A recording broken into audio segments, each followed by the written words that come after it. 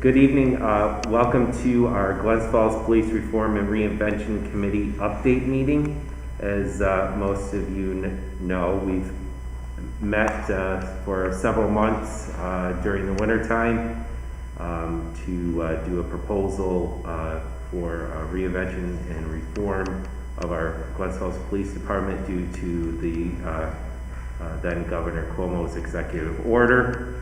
And we are now a little over 6 months in, and we are now doing an assessment review meeting of those initiatives that we put forward and recommended to the Common Council and approved and then sent on to the Governor's office. So we're here for that, and I just want us to go around the table and introduce ourselves because I did ask for a couple new folks to join us this evening, and I'll start. I'm Jim Clark. I'm chair of the committee and councilperson of the 5th Ward. I'm Diana Palmer. I'm the 3rd Ward councilperson. I'm Kim Cook from Open Door Mission. Leo Boyd, Major at the Salvation Army. Rob York, I'm the Director of Community Services for Warren and Washington County. I'm Miguel Chico. I'm a detective sergeant with the police department. Marcy Flores, Warren County Public Defender. Mike Sayel, I'm a member of the Board of Public Safety. Bob Busey, Director of Warren County Probation. Benjamin Smith, Warren County District Attorney's Office. And I'm Jared Smith, Chief of Police. So just to let you know, this is streaming live right now on the city's YouTube channel. We established this meeting over a month ago. We've had public notice about this meeting, as well as it's on our city's website on our calendar of events. So again, I appreciate everyone taking the time this evening under the conditions we're in. It was a struggle when we first started this group, trying to figure out all the intricacies of meeting and trying to stay safe, as well as trying to get the public involvement and trying to figure out various ways to do that during an uncertain time. So, thought it'd be a little bit different now, but at least we're all a little bit closer together. We've all got all have vaccinations, and we are able to engage each other face to face more readily. So thank you very much.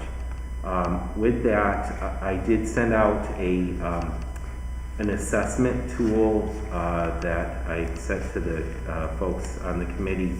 I thought it would be a good idea to take our proposal and turn it into an actually physical working document as an assessment tool for the chief to use and for us to work off from in the future. And so basically what we did was take our bullet points and put some what the status is, if it's ongoing, if it's whether it's closed item, or what actions we're taking on that now. So with that, I'll turn it over to the chief to give us a report on that, if you want to go down and hit some of those items. Sure, so I'll just start at the top. Community engagement and outreach. Number 1 is expanded police and SRO attendance to more school events and activities. That's ongoing. Our SRO is Officer Norton, and currently right now it's football season and soccer. There's been some dances that he's been to, and that'll go into hockey season and basketball season. So that's ongoing. The school wants him there for all these events, and he's willing to do so. They've even wanted additional officers, which I've been able to do to fill in. So there's 2 officers there actually. So I would consider that ongoing and closed. There's no reason to believe that the school is going to want to get rid of the school resource officer. So I think we're in good shape with that. Number 2 is seek to expand the Eddie the Eagle gun safety program. That's something Officer Norton is also working on. He's taken on a lot of this, and because he's also our community liaison officer, which was part of the staff, the committee wanted to establish one, so we were able to do that. Expand the Coffee with a Cop outreach program to other locations and interest groups. That's been a little bit more difficult because of COVID, but that's still a program that we are continuing to work on. Number 4 is work with council members to conduct ward outreach and informational meetings. I believe Jim put, we'll work with the new council members in 2022 to initiate. He did come to a third ward meeting and met with several of our constituents. That was. How did that go? It was good. Good. Yeah. All right. So he plans to continue to do that, to attend the ward meetings.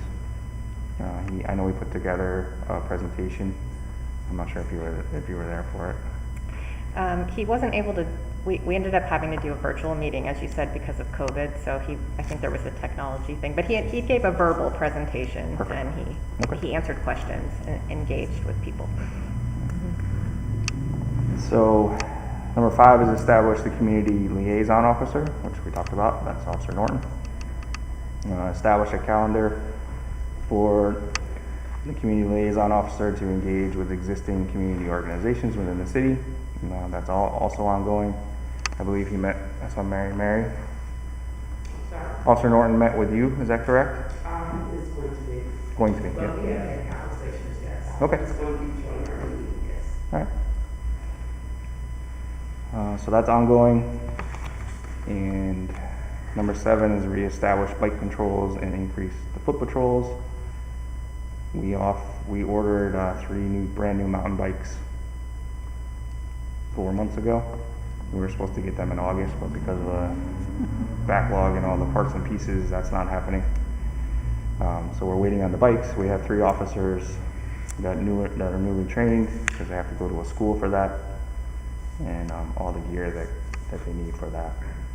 The foot patrols is dependent on how many officers we have on each shift.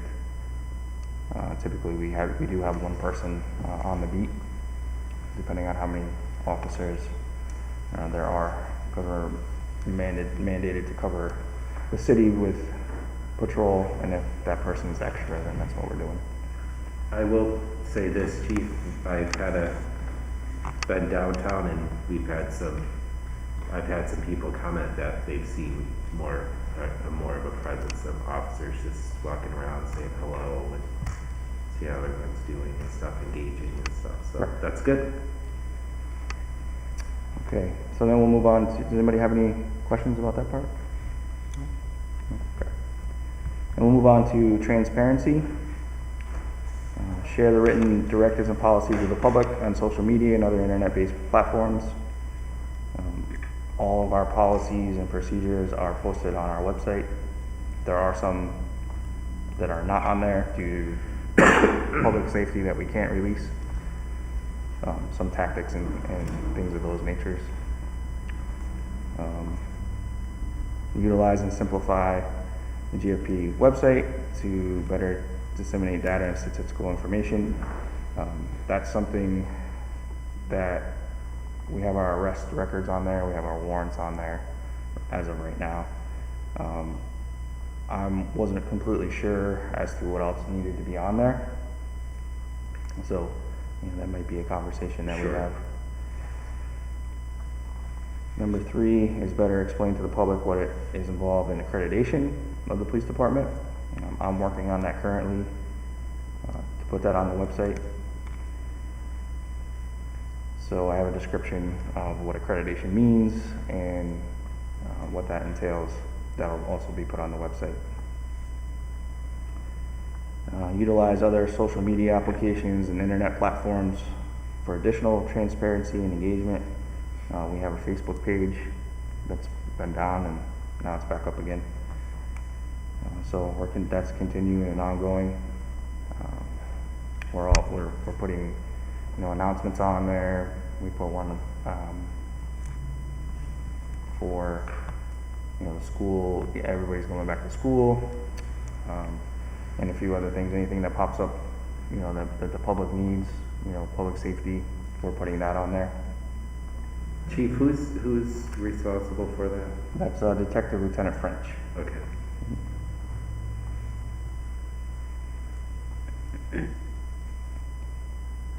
So then number 5 is publish the GFPD policies regarding complaints against officers and internal affairs investigations. A more transparent way to file complaints.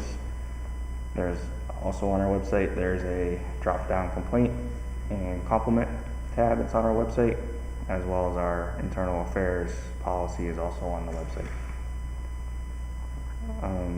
I can honestly say, because I check this every day, we have compliments, and I've yet to have a complaint come through this website.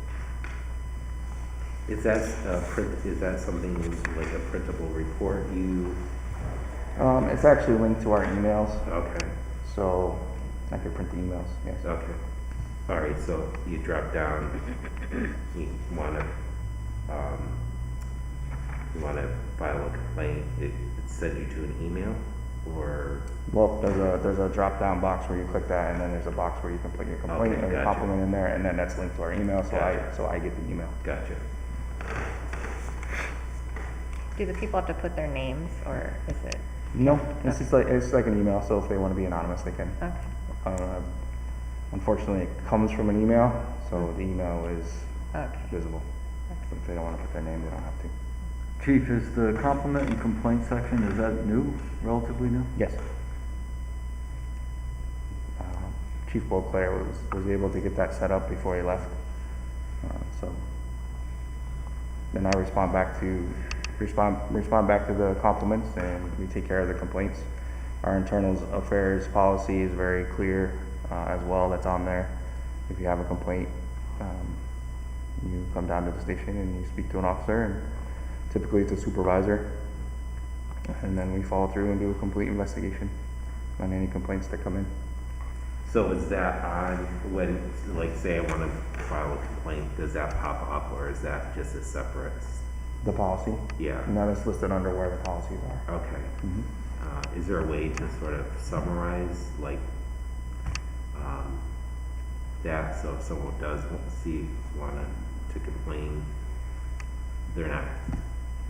they see that right then and there that they have to do it, or? I believe under the compliments and complaints, once you drop that down, it pops up, and then there is a description. Okay. And I believe that it says, in addition, because they'll have to come to the station anyways to file an official complaint. Okay. If they file a complaint through the website, then we follow up with them. Sure. But they still have to come to the station, and that's Gotcha. in there as well. Okay. All right. Good. So, number 6 through transparency is conduct. Oh, I'm sorry.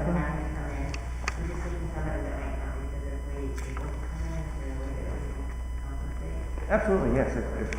If that becomes apparent, we can send an officer to go see them, typically a supervisor.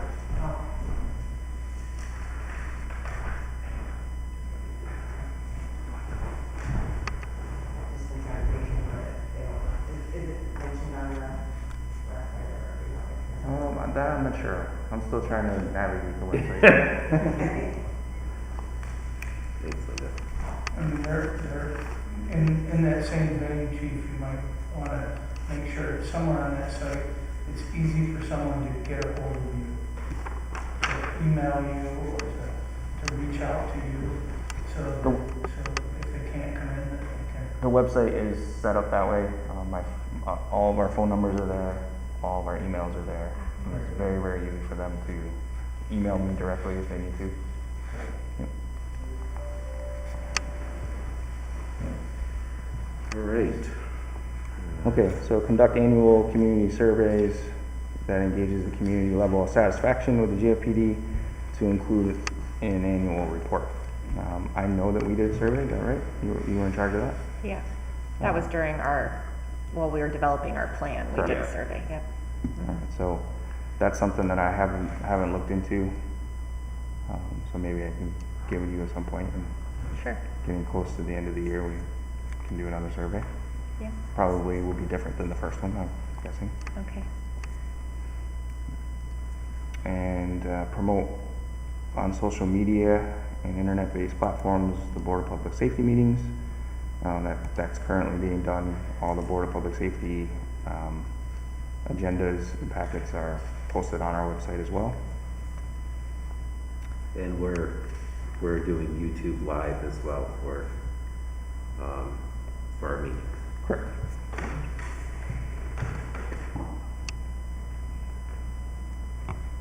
Anybody have anything else on transparency?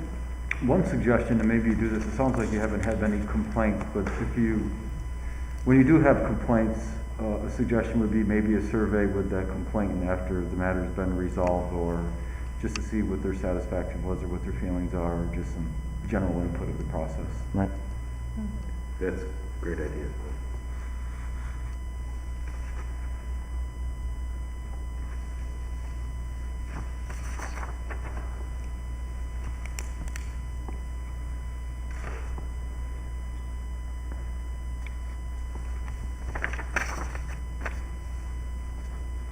Okay. Everybody ready to move on? Okay. Then we're moving on to topic is education and training of the officers. Number one is train officers in principal policing. Detective Chico is trained, and we have been discussing how we're going to get all the officers trained in this. So that's something that we're continuing to work on. All right.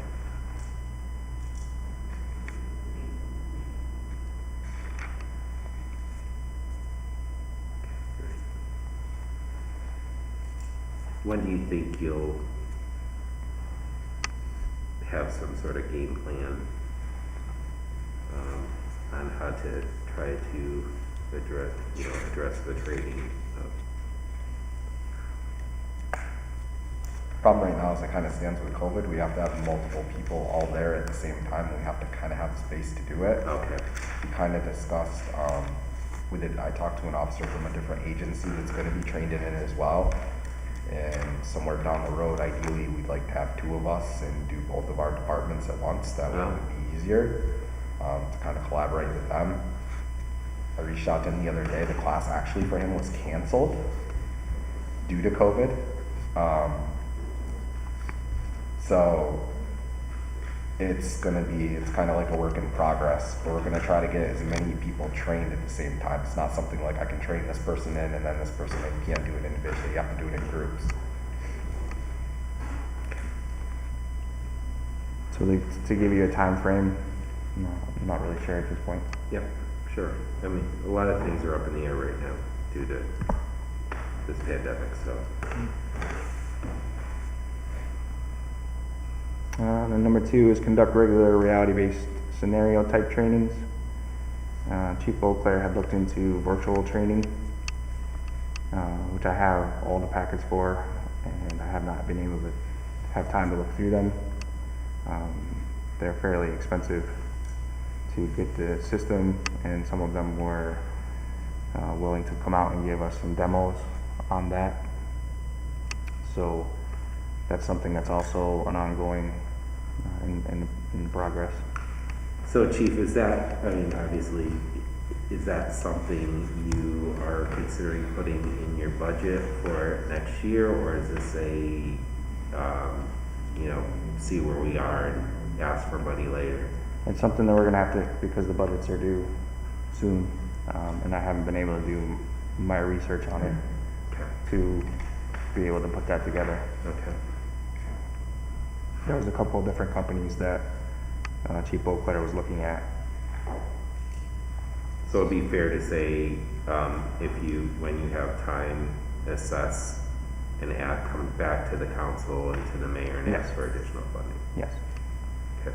And it was something that one of the vendors said that we could pull in people from the community, other law enforcement agencies, common council, anybody that wanted to come to give the demos, and they could go through, some of the training as well. and then we can make a decision from there. That'd be great. And it's very beneficial. Virtual reality is the way that it's going, and it's fairly simple to use and very beneficial to the officers. Okay. Yeah, I mean, let us know. Will do. Have officers participate in crisis intervention training. That's something that some of our officers have been trained in and some have not, just because of some of them are brand new. Some of them were trained in 2020, and I believe Chief Leiden started that in 2019 as I was looking at the reports. I think that's something that can be expanded on with someone who has more knowledge than watching a video. So that's something that I would like to continue to look at. Chief, Yes. so we learned about funding opportunity, potential funding opportunity through the New York State Office of Mental Health to obtain some funds to support CIT training. Okay. So we currently are advancing those discussions. And we would hope we could open it up kind of to the two counties, Warren and Washington, sheriff's offices, Glens Falls Police. Okay. You know, it's a pretty comprehensive training. Yes. For all the resources that you put into the training, you just want to get as many of the departments there as possible. Sure, absolutely. That's awesome.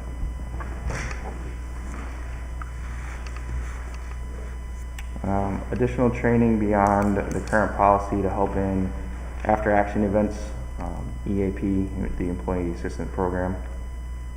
Currently right now, any major event that we have that we feel will affect the officers, we call EAP and they come to the station, and the officers that were involved in that call are required to go to that.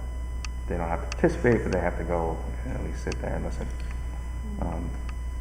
Can you speak to not the details of your last experience, but the experience of EAP? I actually wasn't able to make that one. Oh, you didn't go to it? No, I thought you did. I had something. Okay. I had something else. Right. We've had two recent incidents that we called them, and they were able to come in and help the officers get through the process. They were great. We were able to get the fire department involved as well because some of the firemen were there, so they were able to take on everybody that was on the call. So I would consider that closed at this point. They're the professionals at it, and we just call them and they come in and they take care of it. And if there's follow-ups that need to be done, or other officer, certain officers need additional assistance, they have their contact information, and they're able to give them a call.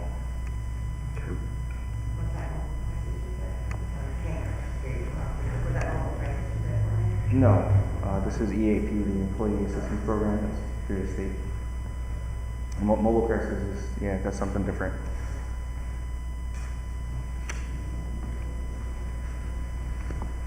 All right, any questions on that? I got a general question. You mentioned at the beginning that Glens Falls Police Department was accredited. Yes. And I don't know what that means. I'm guessing that it means that there's certain requirements, for you to gain accreditation, the officers have to go through. I'm wondering if any of this new training is going to come up in accreditation, or is that something that, as being part of that, is included, so that it's not that you have to reinvent the wheel, it's something that would just pop up if some kind of retraining or recertification was needed? Right, so accreditation is something that's mandated by the state. Not every police agency is accredited, but what that does is it sets parameters for your policies and your procedures. So you have to meet certain criteria in each aspect of all of your policies. We have 109 policies. So to be an accredited agency, you have to prove that you are meeting all these standards. Detective Chico was our program manager this last time that we got accredited. We just got accredited in the spring, so that's another 5-year certification. So in 5 years, we'll have to get reevaluated. But it doesn't include any of the trainings that. It does at times, yes. It does have parameters for certain trainings that you have to meet, and they actually have a council, so accreditation is constantly changing too. It used to be like 122 standards, now it's down to like 110, I think it was, or 109. It's down to, so they're constantly adjusting what they're requiring state-wise as well. I know there's certain things in there like, you have to qualify at the gun range and stuff like that. And I have to imagine moving forward, they probably will add in things like certain types of mental health training. I'm not speaking for them, obviously, but I have to imagine that, with it being the big problem that it is, it's very important for agencies to have some type of training in those fields. Did you answer the question? Yeah, thank you. You're welcome. You mentioned quickly on that one with EAP is going to be an ongoing, and EAP will be involved in, with the police department and everything else and ongoing treatment. Yes. After an event, they get supports, but then sometimes there's a late delay in that response to that, so I didn't know if you were going to close that, would that preclude? No, like I said, any incident that comes in where the officers are involved, we call EAP, and they will come in right away. Typically, they can do the next day or the day after, and they go through their entire process. I've never personally sat through one, but they go through their process, and they talk about it and debrief. And then after that, if individual officers are, maybe still having some issues with it, they have EAP's contact information. They can reach back out to them. I don't know if EAP follows up with them after the fact, but they have immediate assistance to help them through the process. So it's always an ongoing. It's not just something we do once and close out. So that's always an ongoing process. I know they have also training, but I don't think it's one for EAP? No, I haven't looked into the trainings yet. So what do you think? just kind of wellness trainings for employees, ongoing self-care. Really? And that, even in the aftermath, if you're taking care of yourself prior to it, or just kind of Sure. that resiliency. Sure. Yeah, that's something I'll think of for sure. I wasn't aware of that. During COVID, they created how to talk about the signs and symptoms of stress that were coming, that they were seeing in COVID, and what kind of coping mechanisms they could suggest for people to take on their own. And then again, you're right, when somebody reaches out, they'll offer follow-up, usually 3 or 4 full counseling sessions. And then if their services, if the coverage of EAP ends, they would help an officer or whatever refer them to a counselor that they can continue to see that would be covered under their insurance. Okay. So it's a great service. It's many different employers use it, and it can be great, but it's widely underutilized. People don't tend to go and seek it until they're, I don't want to say in trouble, but in crisis. Sure. And instead of as an ongoing thing, they offer a lot of health and wellness trainings, or better eating habits, or everything, better money habits, all sorts of things. Okay. As you learn more about it, you'll be able to refer people Yes. in a better way. You might have an officer who's struggling with time, and you know he's having family issues, and it's those kinds of things that you can refer to somebody in an informal way, that instead of waiting until that you have to force somebody to do something. It's great for those things. Okay. Thank you. Chief, do we have a point of contact there, or is it just a general, We do. The Detective Lieutenant French has a point of contact, and they have a team that comes out. The team that came out the last time was from New York State Police, so he has a contact with the state police. a new contact, because the old contact retired, but this time he's got the new contact's information. So, Okay. All right, thank you. You're welcome. Thank you for that. So the next is number 5, continually to reevaluate, update, and expand upon training topics and areas. These topics include, but not limited to, culture diversity and sensitivity training, anti-bias training, de-escalation and communication training, and use of force training. We currently do use of force and community policing. There's 2 segments to that. And the use of force in the community perception of using force. And we currently use de-escalation and communication. It's a 2-segment program. So what Chief Beauclair did before he left is he set us up with what's called Police One Academy, and we pay a subscription to that, and we can assign. I have to go through and look at the trainings, and then I can assign those trainings to the officers individually, and I have a time period in which they have to take it. We started some of this back in 2020, and we're continued through 2021. This year, continuing with all these trainings, and as new trainings come up in these topics, Police One will notify me, because we've already taken a couple of these trainings. So when something new comes up or something changes, then I get a notification, and then I can send that out to the officers to take an additional training on the same topic. It's online, right? It is. Yeah.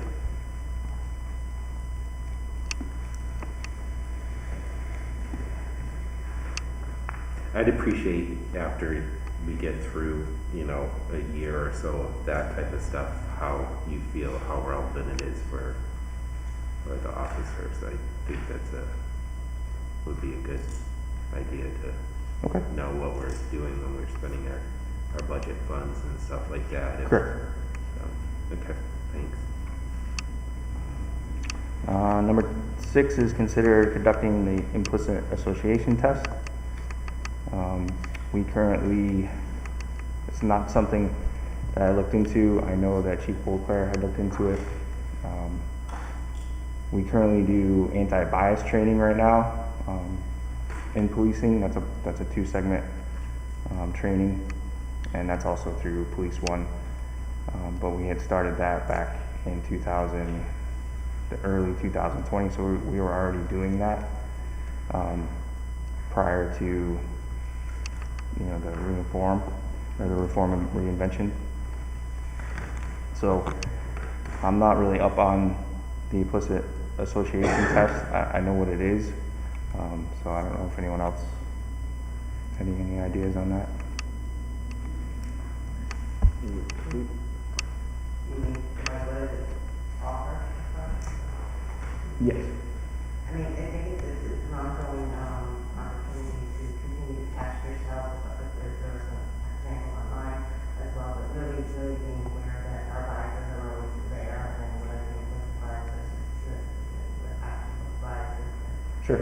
Explicit biases, and then kind of just continue to be aware of those things, because sometimes we can innately kind of just suppress them because it's part of our beliefs and our values and the way we kind of see and react to our environment, and so it's kind of always keeping a fresh eye on what those biases, and then how to be aware of those and how we respond to individuals that might spark up those biases that we might have. Sure. And then respond back to that. And then I know there's opportunity for supervisors to also be aware of that, because having a conversation with your supervisor about that, you know, to have that. Sure. I can tell you that I've been through this anti-bias training, and it's something that we've done a couple times, and it's a part 2, and it's changed as the training has progressed, and it's very similar to that. If you were to go through the training, I thought it was interesting to learn about yourself, because we're all biased, whether it's good, bad, or indifferent. It was a very interesting process for sure.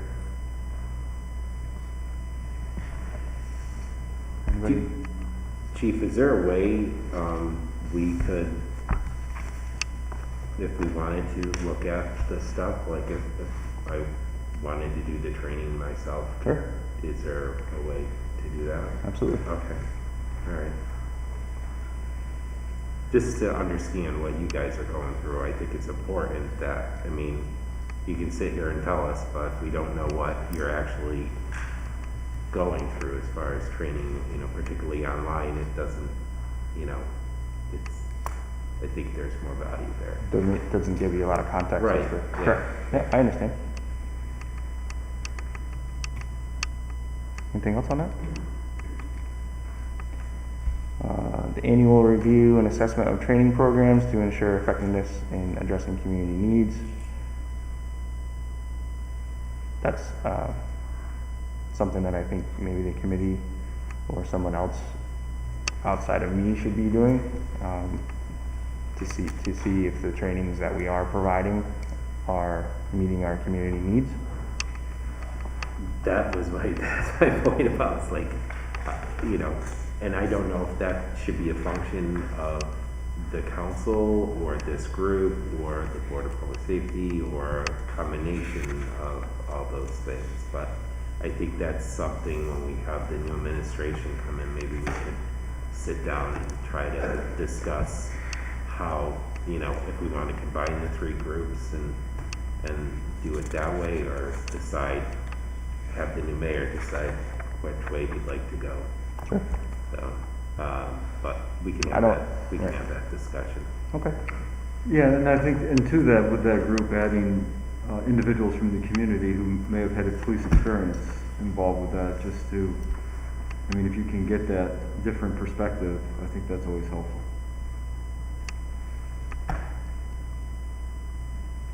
Thank you. You're welcome. Okay. So the next topic is recruitment. Work with existing community ties, African American churches, and community organizations that will support its efforts to recruit and expand the applicant pool to recognize people of color, religious and ethnic backgrounds, as well as sexual orientation. This is all something that Officer Norton is working on with the different organizations within the community. Recruitment is difficult right now. We're going through trying to hire people, and unfortunately right now there's not a lot of people banging down our doors to come work, and the fire department is the same way. So we just had our last civil service agility test. There was 30 people that the civil service had sent out the applications to, the canvas, and 8 people replied, 6 showed up, and 5 passed it. So then we have 3 positions open to try to fill with 5 people. And so that, to kind of give you that idea. So And that's before they even go through a And background. that's pending background, psych test, medical, and all those things as well. And that's just for our department, that doesn't include, like, they're not just 5 people for the county, like if the sheriff's looking for somebody, that's just for us. Well, they can, correct, they can they can take the test for different agencies on the same day. Cross file is what it's called. Okay. So I'm not sure if these 5 people were on any other lists. The last 2 backgrounds that we submitted, both of them were on other lists and going through backgrounds for other agencies as well. Okay. So we're, They still have no one of color chief to pull from still. I'm sorry, Mary? You still have no one of color or minority to pull from still, That's correct. and there's no lateral transfers or nothing of minorities to pull from. We put it out there the best we can. I think the recruitment part is something that we definitely need to work on, because, like I said, it's very difficult. We're putting it on our website that the test is available, and they'll take the people that want to be police officers are taking multiple tests all over the state, And the ones that want to be police officers will typically take the first opportunity that they can. And we really don't have any control over who takes the test. So getting it out into the community so that they know that the test is happening is something that we need to continue to work on. So, Chief, is there opportunities, like, can we go out to a group and say, is there like, the test, there's like, is there like a sample test that they can take or anything like that? There is a study guide that they can pay for. Civil Service does supply some sampling, and that's all on their website. Like, so could we do that component of it and reach out to certain groups Yes. and try to be proactive in that regard and say, you know, hey, here's what this is gonna look like, we really encourage you, can we sit down with them and go over some of this stuff? I'm just trying to figure out if we can, how can we be a partner up front at the beginning to bring, you know, whatever segments into our police force. Sure. You know? It's definitely something to look at. I know Officer Norton, had some interest in doing this as the community liaison officer. So I'm not sure, Mary, what he was meeting with you about. I didn't have that conversation with him. I'm sorry. Officer Norton, Mhm. I'm not sure what he was meeting with you about. He was just, well, we just wanted to, just invite him to the meeting. It's just, because he's our liaison for schools. And, stuff happening in the schools, we just want him to, come and talk to us and to the young people. And Okay. I don't know that. Right. He said they're to help, and we're here to help him. So we So- just want to get that, Right. connection.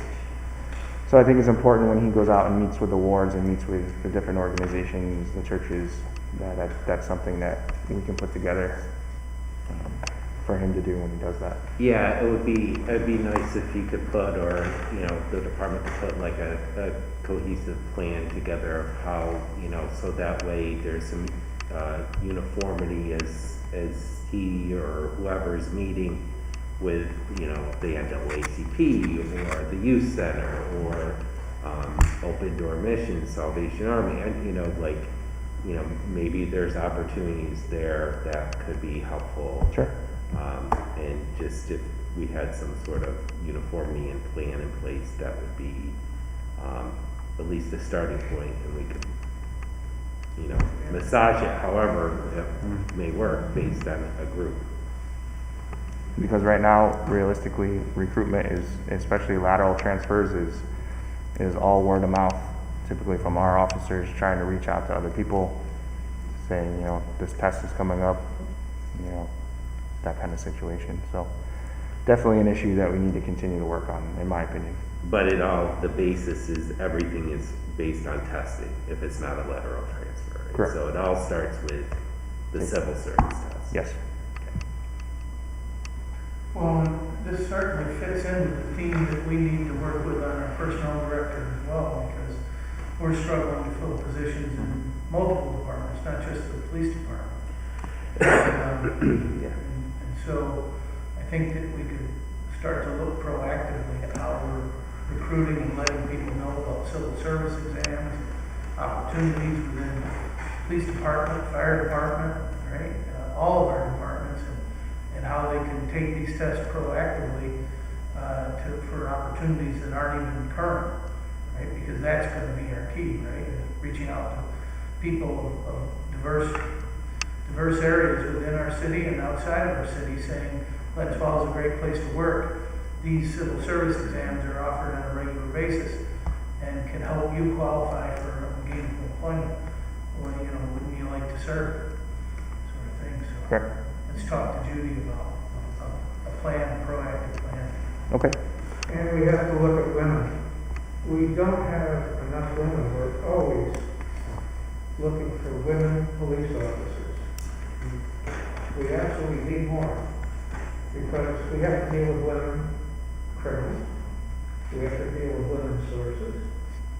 we have to deal with family events, we need women police officers, but for some reason, they don't seem to want to be involved. My granddaughter's in her first year at college. She loved John Norton as the school resource officer. Everybody knows that's Norton. But my granddaughter thought he was great. But she would know, and she's a criminal justice major, but there's no way she's going to want to be a police officer because it's never been introduced to her mentality that that's a good idea. We need guidance counselors on board. We need community leaders on board in all the communities. We just got to get all these community leaders on board to encourage the kids from public service. I agree.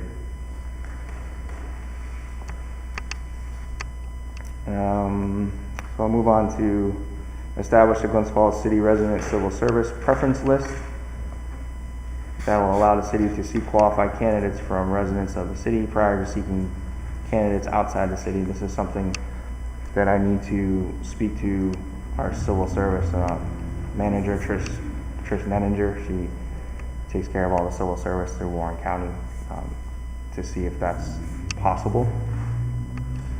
Because I do not know the answer to that. So then, number 3 is create recruitment materials and information that can be disseminated through various means to the public.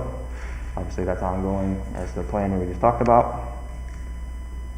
Have our SRO and community liaison seek to engage high school age and college age individuals to pursue a career in law enforcement with the GFPD. I believe that Officer Norton is the perfect fit for that, and he's currently both of those positions. And collaborate with local SUNY colleges, SUNY Adirondack, SUNY Plattsburgh, and Empire State to encourage local employment and law enforcement. I'm not sure if SUNY Adirondack had a career day. It's something I went to a couple of years ago, and that was very beneficial. I talked to a lot of incoming students, so that's something that's ongoing that we can continue to do as well. Okay. Anything on that? Are you tied in with the Veterans Administration for recruitment? I'm just thinking a lot of people that might be getting out of the service and coming back to the capital region. No, not currently. So that would be part of the recruitment? Yeah. Okay. I think the VA might be able to help you, especially if people are being discharged to this area. Okay, thank you.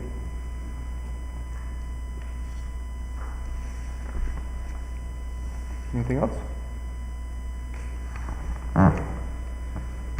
Okay, the next section is complaint policy and civilian oversight.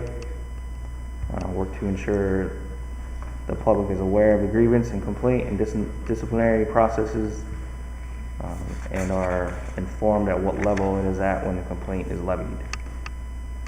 Like I said, we have the complaint section on our website, and throughout the process, if there is a complaint that has been levied against an officer, we have a policy that's accredited that we go through and conduct a thorough, complete investigation.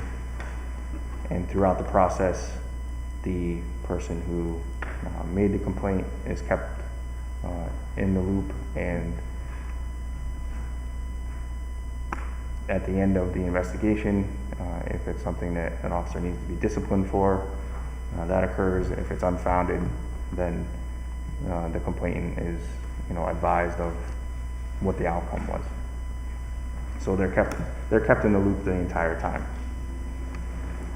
Via phone calls, letters, emails, how is that communication relayed to an individual? Once we have determined whether the complaint was substantiated or unfounded, then I personally call the person that made the complaint, and whether they want to come in or not, or I talk to them on the phone and let them know what the outcome of that was.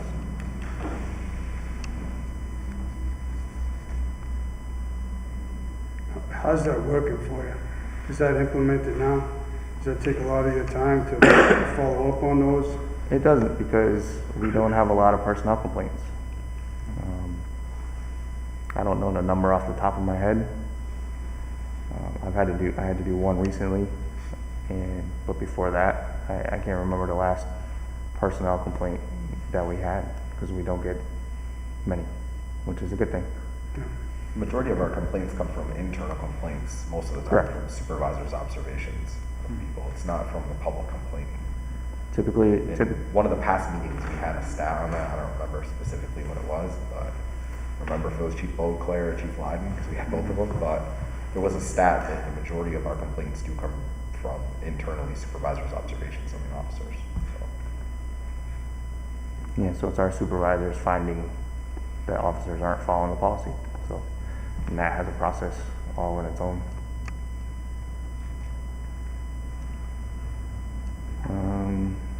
Anything else on that? One thing I was thinking about, and you may have a situation where you have a complaint of an officer and maybe, you know, it's not founded, but there's something that needs to be resolved, not enough to discipline. Have you ever considered, this would have to do certainly with the complainant and the officer, face-to-face mediation to resolve the conflict dispute resolution, where sometimes an individual may feel that they're harmed and maybe something happened, but it doesn't, like I said, rise to the level of discipline, and maybe, you know, with a third-party mediator, you could resolve those things that are kind of left out there.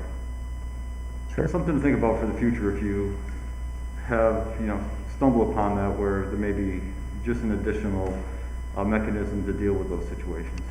Okay. Do you have any resources as to who we could use as mediators? I do. And I don't want to speak for them because I don't want to give them more work, but, you know, we do some restorative justice and mediation and things. Mediation Matters out of Saratoga Springs and Albany is very good. Again, I can't speak to, you know, if they specifically do those type of things. If not, they would have somebody in mind that could address those type of issues. I'm not sure if they're trained that way, but I think that, you know, there'd certainly be somebody who would be worth having a conversation with. And I have conversations with them. I could bring up that topic down the line and say, for instance, if this happened, is this something you're willing to be involved with? If not, is there a resource we can utilize? Sure. So I'd be happy to do that. But next conversation with them. Okay. Great. Perfect. Thank you.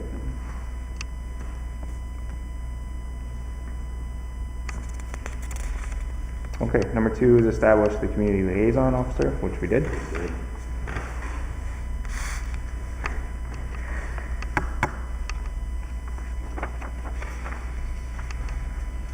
And then we move on to mental health, wellness, and addiction.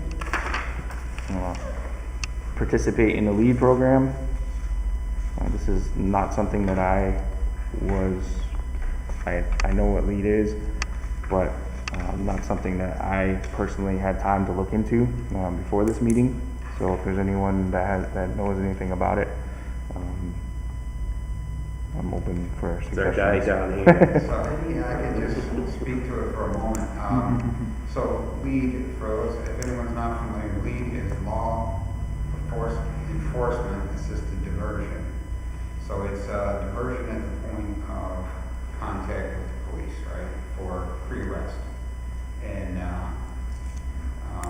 the idea is that for someone who's maybe either a low-level crime or just maybe even a response for a mental health issue or disturbance in the community, something like that, and there's a feeling like maybe the person needs to be connected to services, then there's an opportunity to do that through the LEAD program.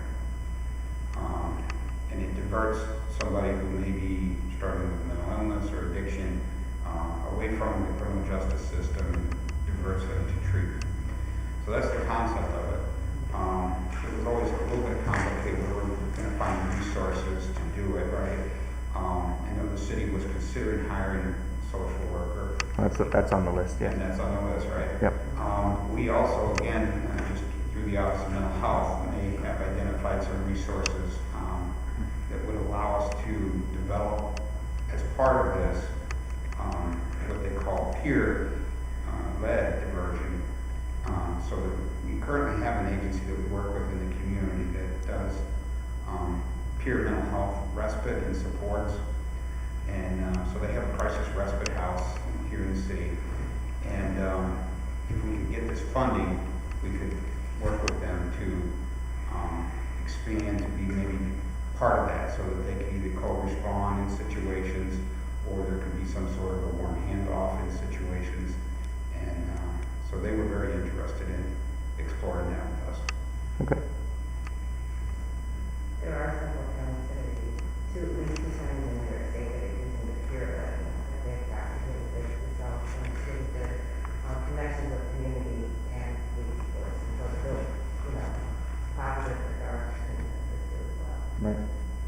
Just to clarify, if anyone's not aware of it, when I use the term peer, of course, it's somebody with lived experience, right? So it's somebody that also has a mental illness or struggles with addiction. And so when they reach out to the person, there's almost an immediate connection, because they can be like, I've been there, I've gone through this, I've done that. And so it helps with engagement, with the individual.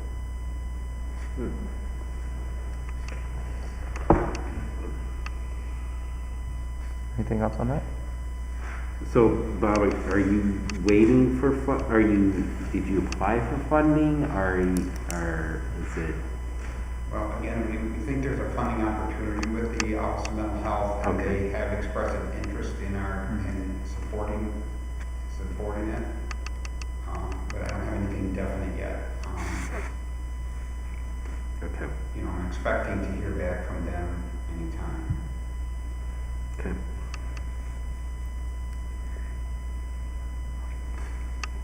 So number 2 is hire a social worker that would work in conjunction with the police department. That's currently sitting in civil service. We have a job description that has been established, and we're working on a salary for that person. So that's currently in the process right now, and will be added to the budget for 2022. Civil service is swamped right now, so they have a backlog of trying to get job descriptions put out there. So I think we are going to try to fund that through the stimulus funding that we got from COVID, at least we can't do that forever, but for the first year. Okay.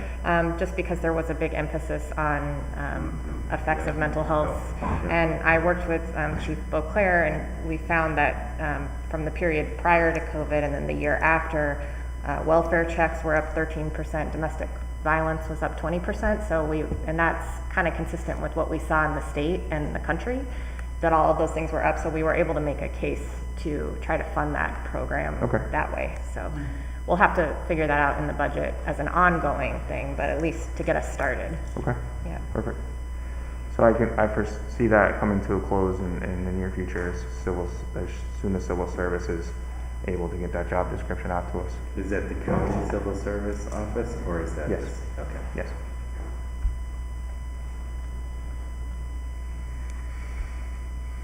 Okay. So number 3 is work to establish a program like LEAD for the youth. Jim, I think you put assessing feasibility in there. Yeah, I was toying around with the field, so if you got something different than that, No. okay. Sorry. So is that something, because LEAD is not for youth, is that correct? Right, not the way that it's traditionally designed. I think that's where this idea came from. I was like, geez, LEAD sounds like a good idea, but we could really use something like that for youth. The agency that I'm talking about, People USA, that operates the respite house, they currently work with 18 and older, so they really aren't a youth service agency. But as we develop things, we can continue to have conversations to see if maybe one of our youth serving agencies would be interested in developing it. Maybe we would have to identify funding. Okay. We can, Certainly something we can continue to explore. Chief, we can also, from the probation department, look into, see if there's different models out there regarding youth, and we do diversion with PINs and JDs, and the different times the numbers fluctuate, but we could certainly look into that. Alcohol and mental health are the primary issues, why they come to our department, as well as the family issue. So we can look into that and report back to you if there's something out there, or something similar that, would help the process. Okay. Chief, I was thinking, wasn't that the presentation that Liza did from Warren County? Can't remember her. Employment Liza, Management. The employment and training, because I thought that was her presentation was on diversion and focusing on a youth program. I thought she presented on restorative justice. Restorative justice. Yeah, and mediation. Yeah, she did. I wasn't here, but I know that's one of her fortes. So in conjunction with the restorative programs, we can certainly, like I said, our department can look into it. We work with employment and training through different, we contract with them for employment and training services for diversion type programs. So it's all interchangeable, and with some of the raise the age money that we received, we have additional funds that we did to do things. So like I said, we'd be happy to see what we can find out for that. Okay. I think also the goal with the social worker is to be someone who connects with all of these community agencies and services, and then knows what to do when we have someone and we need the right place to refer them to. So I'm sure he or she will be connecting with all of you once we get them. Yeah. And will they be connected with schools? I would imagine that would be Because I was at important. Queensberry School today, their incident, I've been banned for it, but anyhow, today I was up there with the assistant superintendent, and we did a tour, we saw the kids and all that. But as we were going and talking, she was saying, this very same thing, how the mental health issue is so high among the kids and the teachers. And that it's just been such a big increase, and they're looking to have help with, they're really looking to have help. So,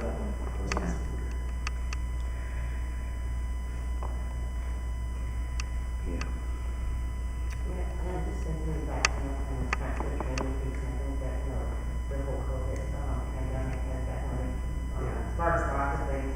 But we don't have in that list of services things to address this trauma-informed and trauma-informed care in the sense of being re-traumatizing youth and adults, as well as the vicarious trauma that an officer might experience through the whole process. And so being able to offer that under a training umbrella as well. And I think that might even tie into what we talked about with the whole sort of justice and mediation matter. There's a possible link to really kind of supporting our youth, but also supporting adults as well as the officers. And so I was wondering if we could add that on to the training for trauma-informed care. Sure.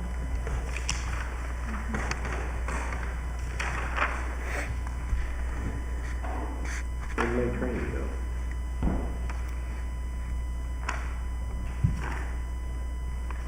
Oh, there it is. I think we were also hoping that the social worker could provide trainings to the police officers Sure. too, right? Because I don't know what candidate we'll get, but many social workers are trained in things like trauma-focused CBT or various other evidence-based approaches to trauma. I think the social worker will be a great asset. Yeah. Just to create the link between all the services that are currently out there. So, Linda, can you repeat that for me again? I'm sorry. It was trauma training. Trauma-informed care. Okay. Okay. Chief, regarding that what you just said, which I agree, this social worker is going to be a great resource for you. But years and years ago, my apologies for not knowing the answer to this, but I think many of the people in the room might. Years ago, when I was on the board of the Voluntary Action Center, and we were transferring the Voluntary Action Center into the United Way, we talked about a service the Glens Falls area, a guide that had a list of all the different services by topic and then alphabetically, and it was something being worked on. That was 25 years ago. Does that exist today? Is there a great guide out there that says if I'm having problems with mental health issues, and these are 5 numbers I can call in the area that provide them, or if I'm struggling with homelessness, temporary, or otherwise, is there one that has everything? In the online platform. That was created with the hospital, the library in that way. And then there's also 2 online. So there's multiple different systems that kind of learn who to reach out to and for that. Great, and then, so, then the next thing is, Chief, when, I know we pay a lot of money from the history of now being on the Common Council. I know we've struggled for years with, we send these young officers, we hire them, and we send them off for training in the New York State Academy, and they come back, and then we struggle with they're always getting hired by another county or sheriff's agency that can pay them more. We lose them, and I know that that training, part of their training is extensive. But how much training is there currently? And it's okay if the answer is none. But when that guy comes back into Glens Falls and he starts working as an officer, he knows policy, he knows procedure, he knows how to use a weapon. But what training is there for him to understand this book of services that I just described that exists? Is there any, or is he I know Officer Norton probably knows these services very well because he's been in the city in meeting with people and he's seeing people in crisis all the time. But is there any formal, or if not, would you consider, would this committee consider making that part of a formal training that you and all the officers have, so that, because whether you have a social worker or not, you guys are going to be the first time seeing most of the people in our community that are in crisis, and certainly your knowledge of the services that are just in this room is extremely important. Correct. And that's actually part 6 here. Look at that. All right. I knew that, really. I didn't know that. But, yeah, so. What a wonderful lead-in. Thank All right, you. thank you. Appreciate it. Sorry. Go ahead. So establishing that list so that it can be distributed to individuals with mental health and/or addiction issues with information on local treatment services and supports. So that's something that needs to be compiled and put out there. I think the list is compiled, but Sure. and I also don't know that just giving that list to the people in need is I don't know if I'm wrong, and please tell me if I am, because I'm willing to be wrong. But it seems to me as though the future of policing is really dependent on your knowledge of these services in the community, because you're seeing more and more people that aren't necessarily in need of traditional policing as they are of crisis management, which is something that I doubt is not necessarily taught in becoming an officer. Am I right? There are some, when they go through the basic academy, and I don't know the specific numbers, but there are specific trainings for how to deal with certain people that are in crisis. Mm-hmm.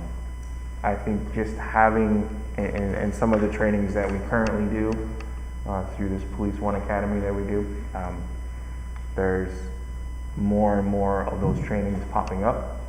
So through our accreditation program, each officer has to have 21 hours of training each year. So trainings are constantly going out that we give. But so I've been looking, and I've actually been seeing a lot more of these types of trainings come up, which is good. So it's not an issue once we get this list compiled to put a training out there, because the officers are there and they are recognizing, okay, this person has an addiction problem or a mental health issue, or they're seeing that. So if they can refer that person to the correct spot, and they're the ones seeing it, Yeah. typically over and over again. Right. So definitely, and then so we'll segue into back to number 5, which is a law enforcement mental health referral system, which I didn't know much about, and I started doing some research on it, and I didn't completely get through it or know exactly where to reach out. Maybe Rob, perfect. So can explain that. I can speak to this one as well. What we've done is we've had some discussions with some of our agencies that we work with in the community, mental health agencies. And one of our agencies, the Warren Washington Association for Mental Health, was very interested in taking the lead on this program. In fact, to the extent that they have figured out a way to fund an outreach coordinator for the program. We've worked with them in exploring what that online platform would be. And so they're in the process of purchasing and developing that. They have a plan for the staffing to become operational in January. Excellent. So once they get their platform developed, then we were going to reach out and set up a meeting with you. Perfect. Thank you. And just one other comment on the CIT training, to go back to that. A component of the CIT training as well is the community agencies come through and they do a presentation for the officers on their services. So that's another component of that training, and it's part of why it's so extensive. It's a 40-hour training, it's a week-long training, which in and of itself presents a problem in terms of how many people can you get off the streets for 40-hour training. So it's a challenge, but it's part of that training. Thank you. I think also, if you just hand a person in crisis a list of resources, they often are too overwhelmed to make a lot of use of that. So I think having someone on staff to follow up with them, and we're hoping to eventually have interns that are supervised by the social worker, and then they can actually follow up and say, have you made that appointment? Are you having trouble finding someone? Things like that. And so it'll be, I think, much more effective and helpful than just handing a person at maybe one of the worst moments of their life a list, Right. so. And it gives you an alternative to a direct police response where everybody calls 911 for everything. And you can't do everything for everybody, and it's a matter of, sometimes you don't need a police officer, you may need a social worker, you may need the program Rob was talking about, so it gives you alternatives. Chief, I think- go ahead, sorry. We have resource advocates at Open Door that are meant to connect people to resources with a warm handoff, whether it's something we do or someone else in the community. So we have a good part of that list, and especially until you get a social worker, if we can help in any way, Okay. whether you just bring somebody down or send them our way, we're happy to help. And I was going to take that idea and take it a step further. You have lots of organizations in town that already have these resources on staff. We already have folks that are credentialed on staff. And so I'm wondering if there couldn't be some kind of a collaborative, maybe where agencies take the beeper for the night or take the cell phone for the night. And then, so if there is an emergency situation or kind of just a crisis intervention, I mean, there are folks that are staffed to do this kind of stuff in agencies across town. It just seems kind of crazy that we're not connecting them to you guys. There has to be some way, and on a 24-hour cycle to pass the baton, so to speak. Sure. We currently use mobile crisis, and they're 24 hours on call. So if they have a team available, our officers can give them a call. And sometimes they call us to come help out. So that's a resource that we use quite frequently. If they have a team available, the officer gets there and recognizes that it's not a police matter, but this person obviously needs help. So instead of taking them to the hospital, you can call mobile crisis, and they're trained and they come out and are able to help this person and help them get the resources that they need. They don't always have a team that's available, always, because they may be out on another call. Rob, you want to expand on it a little bit I'm more? going to comment that we also have a crisis coordination committee. So a lot of these providers that are handling these crises or have a role in the crisis, the hospital, even the Wait House, which has a youth respite bed, and the Rose House, which is the peer respite, all of these different crisis providers, mobile crisis, and we could loop in the social worker when they're hired. We did get them together to meet with Officer Norton, as a kickoff too, just to introduce him to that group. And so we could use that group to help coordinate all of these services.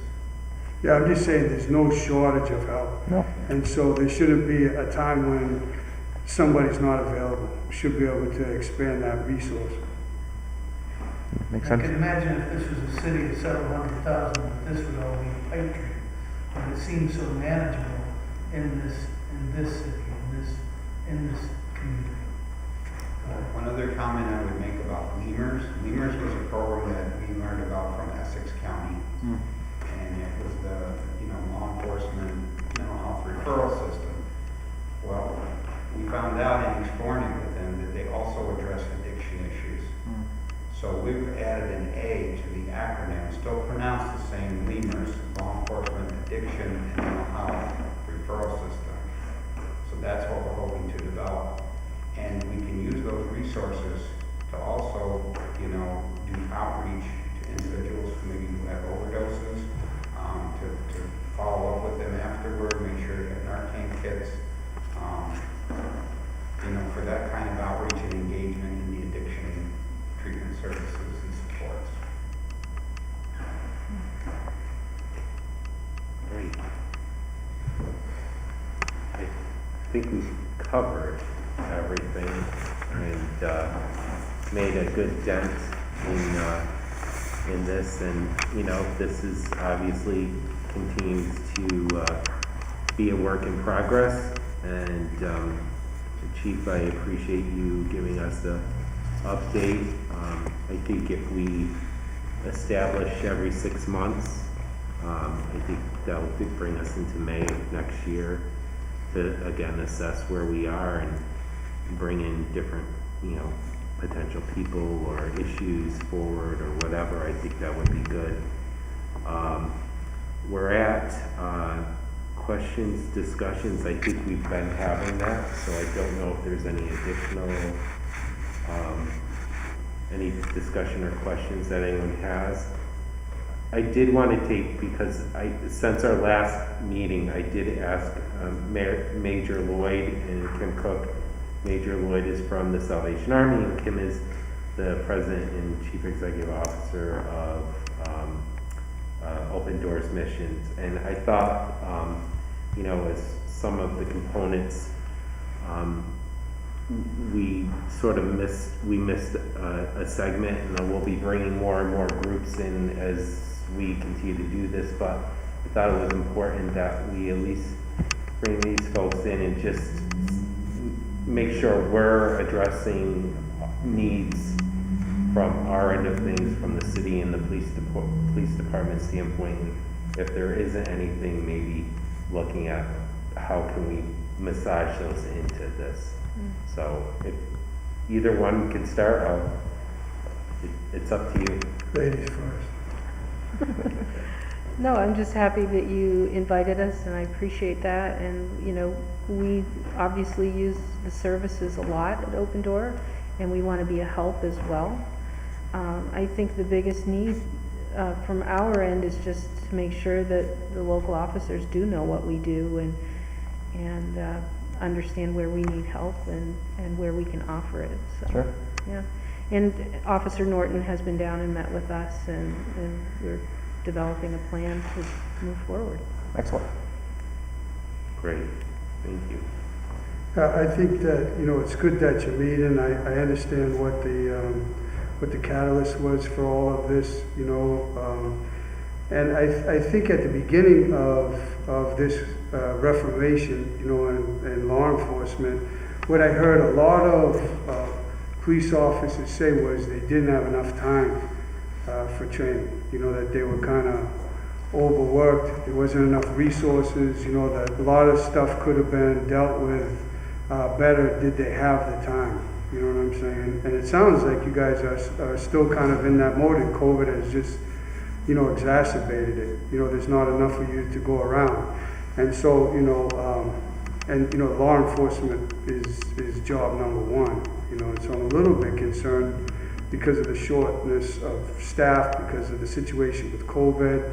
And I'm very excited that you're bringing on a social worker, because I think that could take a lot off your plate, that they could be that liaison, you know, that connects to you know, the officers to the training. But then, do they still have the time? And is there time in the budget, you know what I'm saying, to give them, even if it's a video training? You mentioned the subscription that you have for this law enforcement training. That takes time. Sure. To sit in front, to take a course. And so I'm a little bit concerned about that, but I'm glad we're talking through it. One thing about this community is the numbers, I'm sorry, I don't know your name. Bill Collins. Bill. Oh, I want to talk to you. One thing that this community has is the numbers are comprehensible. You know, so we know exactly how many homeless people are. We can really put a number behind, you know, the folks that have serious mental illness and that kind of stuff. So from a strategic planning perspective, you know, it's a problem that can be solved. And you have a lot of agencies, you know, that are already actively involved. And I just think it's connecting folks together in a collaborative that works. That takes some of it off of your plate, you know, and puts it back on, you know, because we all have funding, you know, to do the kind of mental health work and addiction crisis stuff that, you know, we were talking about. There's a lot of resources here in town. I think, you know, from a strategic point of view, we just need to understand from law enforcement, you know, what your needs are and how, you know, what you're running into that's, you know, that's kind of hemming you up, you know, and how can we assist. So I think maybe getting a collaborative together, you know, for those big issues, mental health crisis, you know, addiction, you know, I think, and somewhat, you know, supportive housing, you know, if we can connect you to that, I think it'll make the job easier. Spread the. I agree. You know, I think one of the major things that came out of this was, you know, some of the calls that the officers go to can be handled by somebody else because we're not trained in it, and because of a lot of different issues, you know, staffing, overtime, the training. Like, you're absolutely right. There's so many resources out there, and I think that would be beneficial. And I think the community, there's a lot of, this community loves to help. I could even see volunteers taking training, you know what I mean, that would want to participate in some kind of crisis task force, you know what I'm saying? Because if that's what's clogging up the system right now, we have a lot of resources in town to unclog that. I appreciate you guys coming to the table, and thank you for that. Thank you for offering assistance. I think I think what, you know, Bill's talks about as far as being a community, a smaller community, it's all about relationships and cultivating them and understanding what paths we need to go on to best serve the public, whether it's relationships